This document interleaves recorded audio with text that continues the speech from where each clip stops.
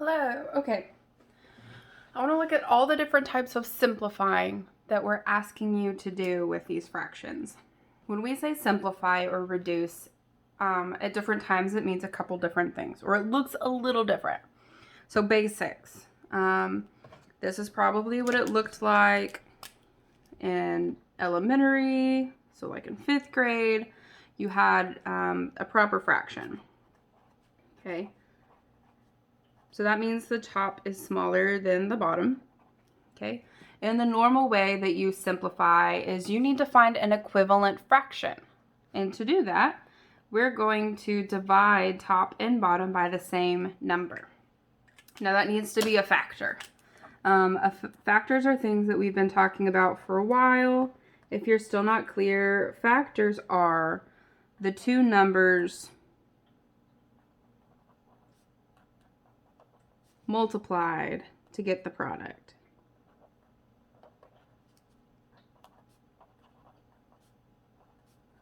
All right. So they're not the answer to the multiplication problem. They're the two numbers that are being multiplied. What that means is we need to see if there is a number that multiplies to make 4 and that can be multiplied to make 8. You can do this with factor trees. You can do this with multiplication charts. T-charts, whatever you want. I'm just going to give you an example. You probably already know what this can be simplified by, okay?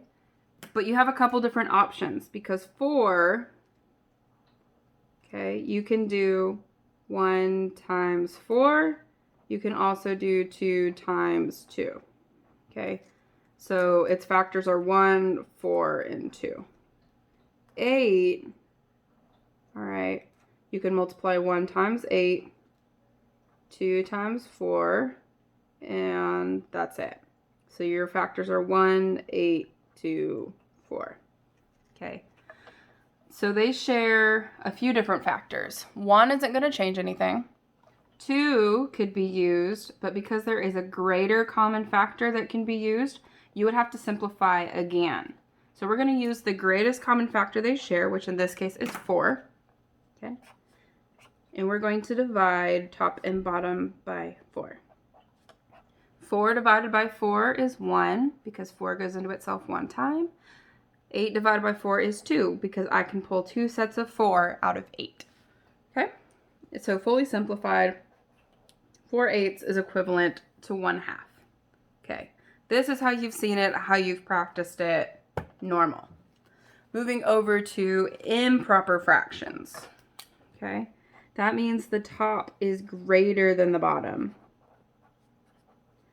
You might need to simplify these at the end of multiplication or division problems.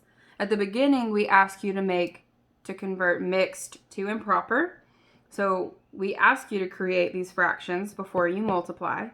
But then at the end, if this is what you've gotten as an answer, you need to simplify it back into a mixed number. So really, this improper back to mixed is how we simplify.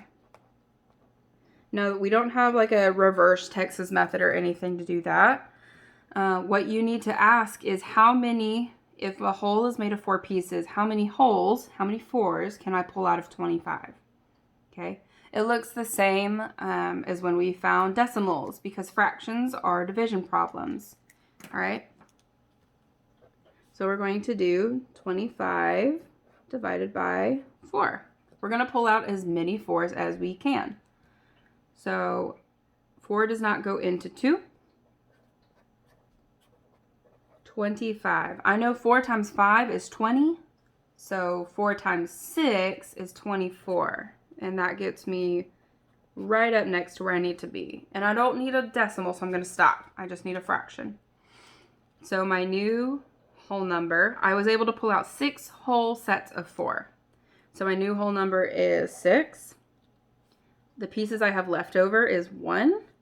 And my denominator is 4. It would take 4 of these pieces to make another whole. So my new number is 6 and 1/4. Okay. Proper fractions, you can just divide top and bottom to make them as small as possible. improper, we need to pull out the whole amount of whole numbers that we have. So we divide.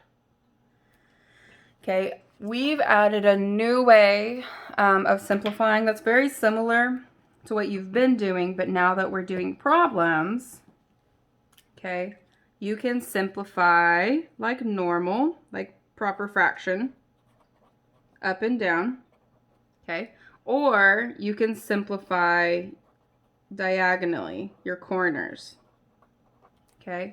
This is to keep your problems numbers from getting too big, because if you go ahead and you multiply without simplifying up front, your end answer is going to be huge and you'll have to simplify big numbers later. So we simplify up front. Okay, so after you've rewritten your problem, before you multiply, we're going to simplify.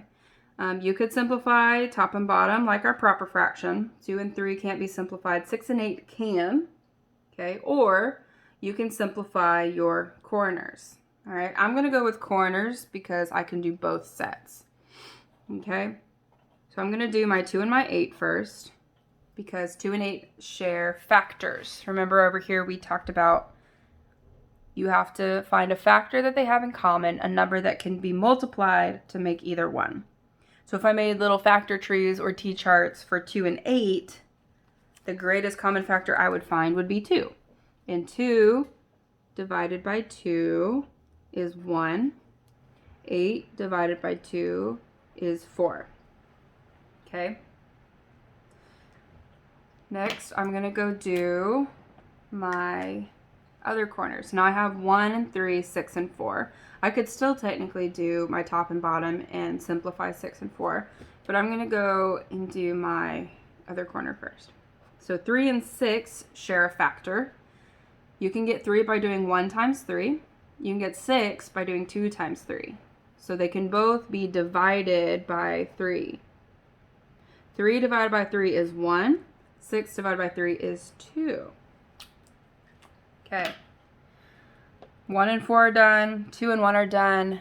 You can still simplify the right side just like a proper fraction. You could stop here if you wanted. You could do 1 times 2 and get 2. 1 times 4 and get 4. And then simplify 2/4. Okay? Or you could continue simplifying, all right, and do divided by 2. I'm going to go ahead and multiply just so that you can see that as a last step. And I ran out of room, so I'm actually going to do my answer up here. Okay, so if my new answer is 1 times 2 and 1 times 4, and I get 2/4, okay, I can go through and simplify again. 2 and 4 share a common factor. I would multiply 1 times 2 to get 2 and 2 times 2 to get 4. So I can divide both by 2. Okay. 2 goes into 2 1 time. 2 goes into 4 2 times. Okay. So 2/3 times 6/8 is really 1/2. Okay.